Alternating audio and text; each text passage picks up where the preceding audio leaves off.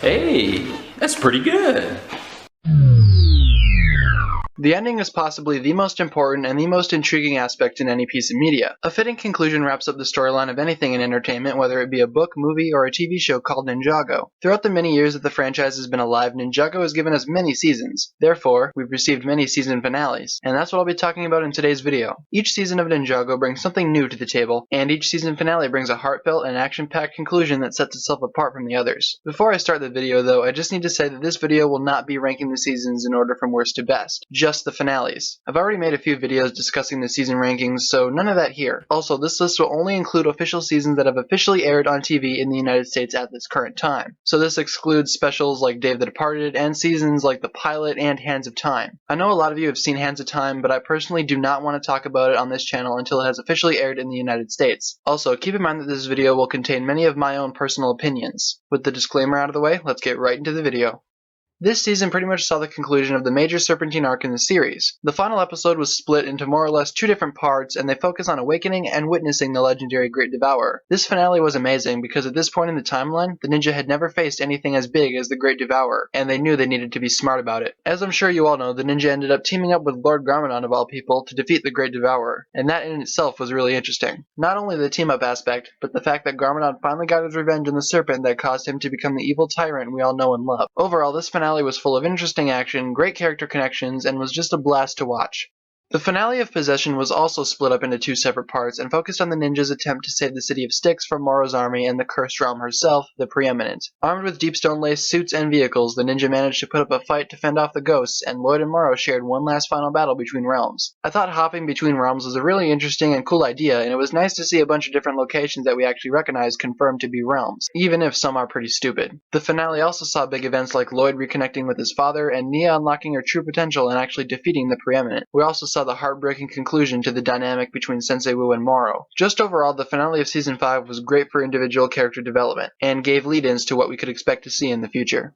Skybound had a very unique and intriguing season finale for a few reasons, the most notable of which being the fact that time was actually reversed, and the events of a season were actually changed. Basically, with Nia captured, Jay and the other ninja led a charge against the Sky Pirates and confronted Nadokon with the help of some new allies. Unfortunately, the siege turned fatal when Nia was caught in the crossfire. Flintlock took a shot at Nadokon with the Tiger Widow Venom, but Nia got hit by accident. A heartbroken Jay confronted a wounded Nia until she eventually died, and Jay was forced to use the last of his 3 wishes to do a complete 180 and revert the entire season back to the first episode. This entry of Ninjago was a very unique one, but in a weird way, I think it works. Though it does leave some questions unanswered, but hey, that's a video for another day.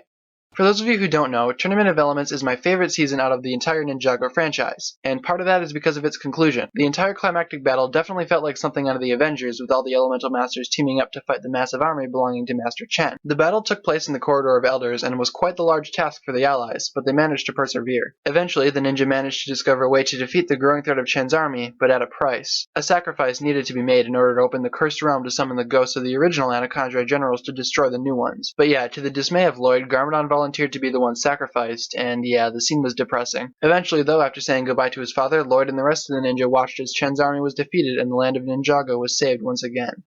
Rebooted saw much change come to the Ninjago line as the season strived for a more futuristic approach, but it still managed to maintain the characters of the ninja, and this was especially true in the case of Zane. Zane's sacrifice during the final confrontation against the Overlord was something that we hadn't seen from Ninjago up until that point, and it was very emotional. Zane knew it was over. As soon as he latched onto the golden mech suit, he knew what he was getting himself into, and again, it was emotional. Not only for the audience, but also for Zane's teammates. The emotional roller coaster only continued after Zane's limit was finally reached, and the rest of the ninja emerged to only find remains of their fallen comrade. The funeral scene only escalated the sadness even more, but it was assuring to know that even with the team down one member, they could still function as a family. Of course, we soon found out that Zane was still alive, but this scene itself demonstrates the bravery and maturity of Ninjago to actually kill off a major character, and I can respect that, even if it only was for a few minutes.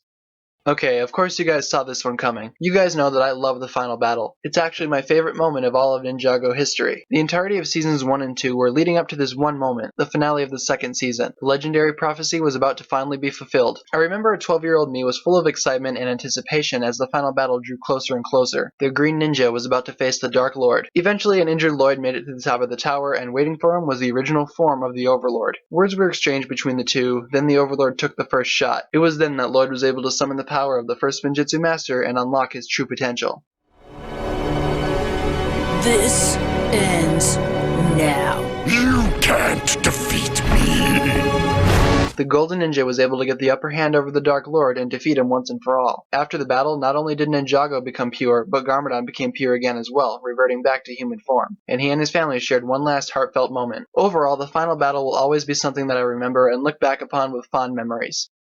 So thanks a lot for watching, guys. If you enjoyed, feel free to give this video a thumbs up rating and click that subscribe button, guys. It really means a lot to me. Remember that the comment section is yours for any discussions you want to have, or if you just had a general comment, that's fine too. Also, remember to leave your video suggestions down below as well for a chance to have your idea featured as an actual video sometime later on. Thank you so much for watching, guys. My name is TannerFishies, and with that, I bid you farewell.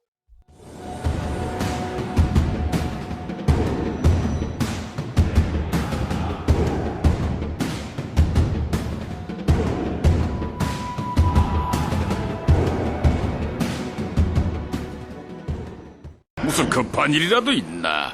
왜 그래? 내가 도와줄게.